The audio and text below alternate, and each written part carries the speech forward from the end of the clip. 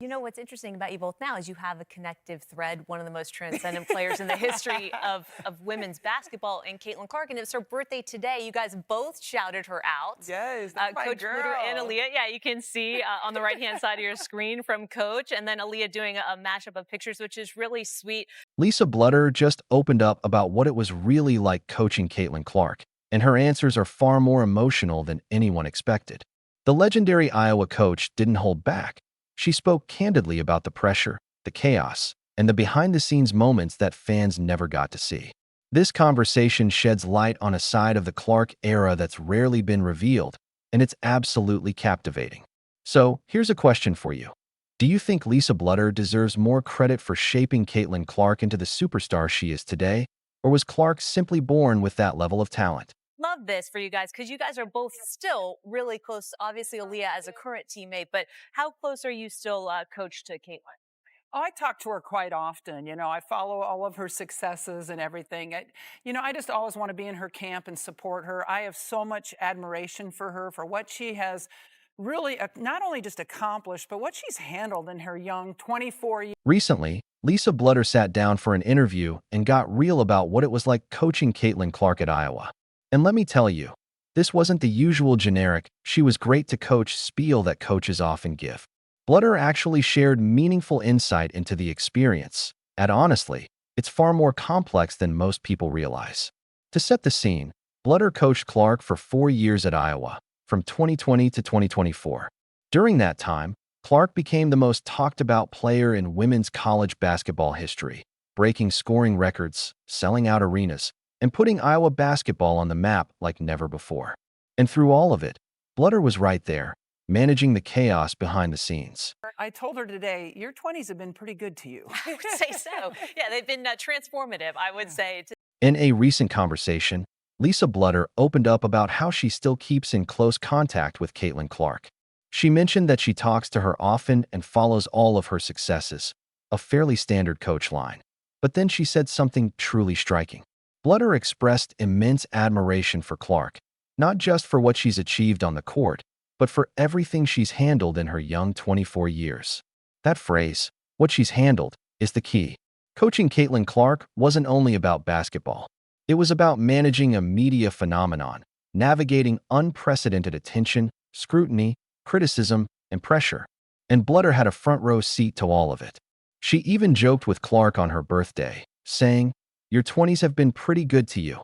An understatement of epic proportions. Clark's 20s have been nothing short of extraordinary. In just 4 years, she went from a college freshman to the most famous women's basketball player in the world. She shattered records people thought would never fall and brought mainstream attention to women's college basketball like no one had since the UConn dynasty era. But here's what often goes overlooked.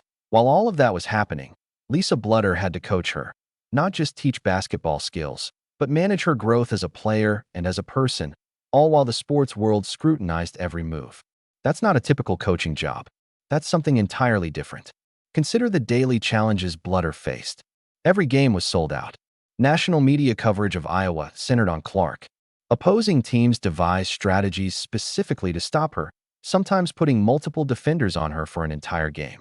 The pressure on Clark to perform was immense, and by extension, the pressure on Bluder to put her in positions to succeed was equally enormous. Happy for Aaliyah when Caitlin went to Indiana, because I knew you were going to reap a lot of those passes down the court, and she was going to feed you the ball. And I just think you guys are such a... And it wasn't like Clark was some role.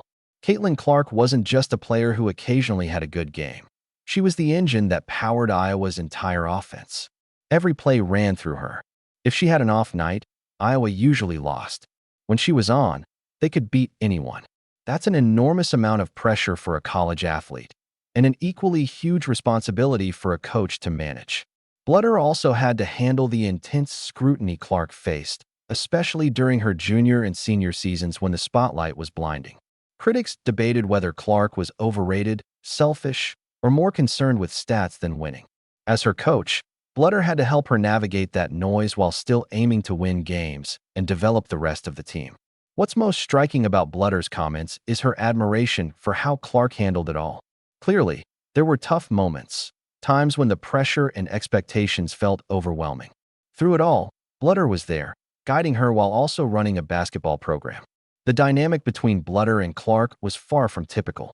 Clark wasn't just a talented player in need of coaching. She was a generational talent, rewriting records and reshaping women's college basketball.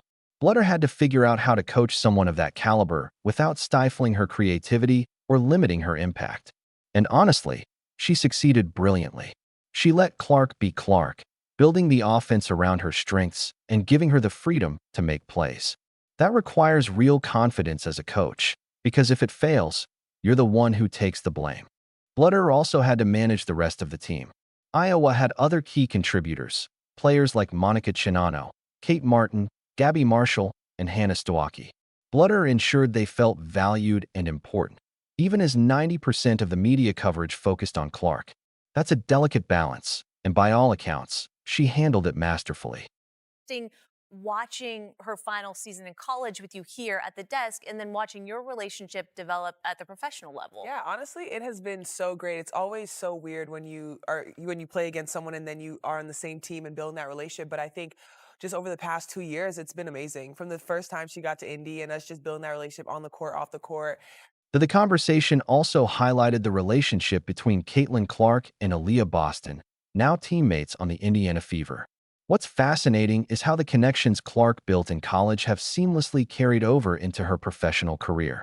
Bluder played a key role in shaping Clark into a player capable of forming strong bonds with teammates, even with players she once faced as rivals in college. Elite. So when you met up with each other, of course, you've got all your college history, but then does it not take too long to recognize, hey, this is somebody that is like-minded like me, skilled like me, and can elevate my game to a level that I haven't seen? I mean, You had a you know that from fantastic playing season last against season. her. You know that from playing against her, just how competitive she is in that nature. And so to be on the same team, it honestly continues to motivate you because you guys want to be great for each other. And I feel like that's how we play. Like every time we step on the floor, we give each other our pregame hugs, and she says you're going to be amazing because you are amazing, and I say back, but it's just that confidence that Caitlin just continues.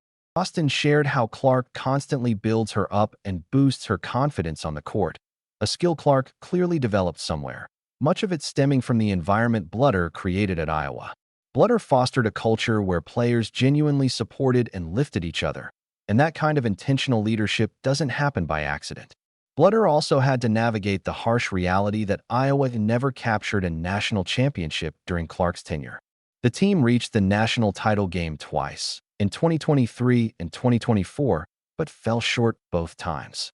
For a coach, that's incredibly frustrating, having arguably the best player in the country, perhaps even in the history of women's college basketball, yet not securing a ring. Despite giving Iowa the best chance possible, some critics questioned Bluder's tactics, rotations, and in-game decisions. While partly unfair, that's the weight of coaching a generational talent. Expectations become sky-high, and anything short of a championship feels like failure. Interestingly, Bluder retired right after Clark graduated, concluding a 24-year coaching career. That timing seems deliberate. Coaching Clark was likely the pinnacle of her career, and she knew nothing that followed would match it. She stepped away near the top, even without a championship. Bluder's remarks about Clark's 20s being pretty good to her underlined just how extraordinary Clark's rise has been. By 24, she had become one of the most famous and impactful players in women's basketball history, turning pro, breaking records, and cementing her legacy, all in just 4 years. Bluder was there for the college portion of that journey. The dynamic between a coach and a generational talent is always fascinating. Clark needed Bluder's structure and guidance to reach her full potential, while Bluder relied on Clark to elevate Iowa's program and cement her own coaching legacy. It was mutually beneficial, but far from easy. Bluder surely had moments of exhaustion under the intense scrutiny, moments wishing she could just coach basketball without national media analyzing every decision, moments wondering if the circus surrounding Clark was worth it. And yet, when Clark exploded for 40 points or led her team to victory, every challenge and stress became worthwhile.